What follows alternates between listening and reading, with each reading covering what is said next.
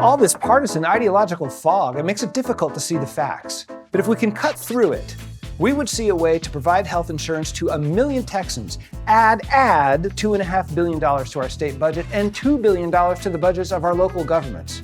At the same time, we can stabilize family finances, we can reduce smoking rates, improve overall public health, provide vital support to our rural and urban health systems. We can lower local property taxes, improve racial equity, boost the economy, create jobs, promote employment, all of this through Medicaid expansion.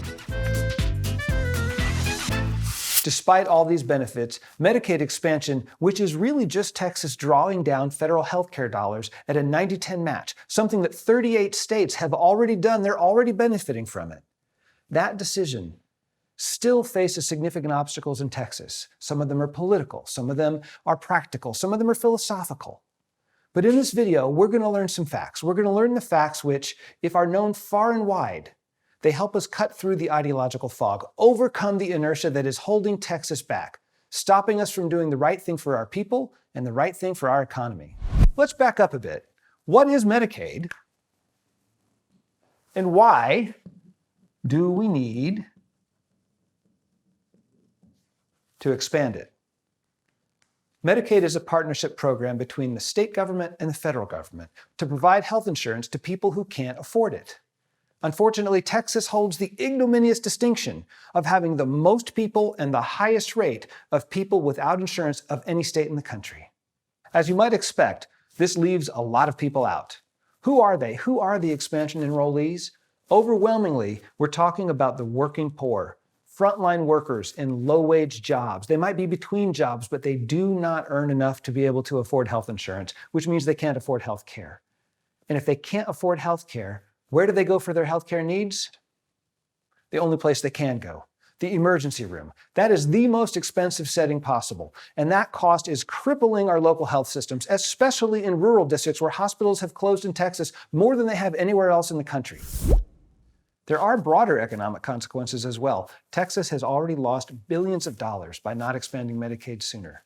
Leading Texas economist Ray Perryman estimates that had Texas expanded Medicaid in 2019, we would have generated more than $20 billion in gross state product, $14 billion in additional personal income, and about 230,000 jobs. The basic program is pretty simple. Medicaid expansion covers adults ages 19 to 64, kids or no kids, earning up to 138% of the federal poverty level. Experts estimate that about 1 million Texans would qualify for and enroll in Medicaid expansion. Now, Medicaid expansion is different than our normal Medicaid program in a very critical way, and that is that under our normal Medicaid program that we have right now, the federal government puts in $60 for every $40 that the state puts in. But under Medicaid expansion, for that 1 million new people, the federal government puts in $90 for every $10 that the state puts in. Pretty good deal. It's such a good deal, in fact, that $10 we put in, we make it back. It ends up not costing us any money. This is such a good deal that 38 other states, all but 12 states in the nation, have already expanded. And you know many of them have gone back and said, not a good deal? Zero. Well, let's draw. 0 states have gone back on it because it's a good deal and it works. With 38 states having already done this, as a Texan, I'm kind of starting to feel left out. All right, you remember that $10 we were talking about with the 90-10 federal state match? We really do have to put in the $10, but we're going to get it all back and then some. Before I explain the whole thing, I want you to understand, appreciate, this isn't out of my head. This is not wishful political thinking. This is the product of expert analysis over the last 8 years. Multiple economists, multiple experts have looked at this over time using different data at different times, using different methodologies. They come from different sectors, the private sector, the public sector, from academia, all looked at this question about Medicaid expansion and come to the same conclusion. It makes money for the state. Let's take a look at how that works. The basic formula is pretty simple. Savings plus revenue is greater than costs. Cost is the easy side of the equation. That's just how much it costs to provide health insurance to 1 million Texans. That's estimated to be around $1.3 billion per budget cycle, which in Texas is 2 years. The savings for that same period of time is about $1.2 billion. The revenue from that period of time is about $0.2 billion. Those two add up to $1.4 billion. Let's take a look under the hood at what these things really are. The savings part of this, only under federal Medicaid expansion. It's the only deal where you can do this. There are certain programs, health programs, that the state pays for with state tax dollars that will be paid for by the federal government if we take the 90-10 match. Those programs include prisoner health care. They include certain local county mental health programs. They include programs for pregnant women, many other programs as well. But collectively, the federal government's going to pick up the tab on that. We save all this money. On the revenue side, because in Texas, we partner with the private sector. Every person insured under Medicaid is a separate health insurance policy. Every health insurance policy pays a very small tax. That little tax on 1 million new people in the Medicaid program adds up to this $200 million. So you see, together, we're actually pulling in more money than we're putting out. Here's the really cool thing. This is on a static basis. Static basis means we're not taking into account the fact that when, again, under the ACA expansion only, if we do this deal, the federal government sends $11 billion right into our economy, $11 billion that isn't in there right now. Anytime you inject billions of dollars into a state economy, it generates economic stimulus, which generates state revenue. The estimates are that $2.5 billion more dollars will be raised in state tax dollars without putting a tax on anybody if we take this deal. And $2 billion in local revenue. Who wouldn't want $2 billion of local property tax relief as a result of giving insurance to 1 million people? On the dynamic basis, $2.5 billion. On the static basis, $100 million is at least a break even. Pretty good deal here, folks. If anybody tells you that we can't afford to expand Medicaid in Texas, show them this. Medicaid expansion helps families. It helps businesses. It boosts our economy. It adds money to the state budget and the whole host of other benefits that we've already talked about. What is the holdup? It's political inertia.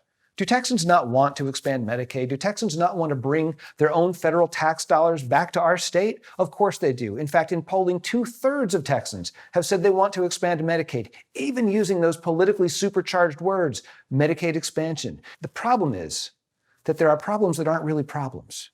That is, there's stuff that people thought was true that isn't. There are things that people thought were going to happen that didn't. Let's take a look at a few of them. For a long time, the biggest objection was money, that Texas can't afford to expand Medicaid. But as we've seen, it can, and frankly, people have pretty much stopped saying that. So now the objection is, but what if Congress pulls away that magical 90-10 match that makes it financially viable?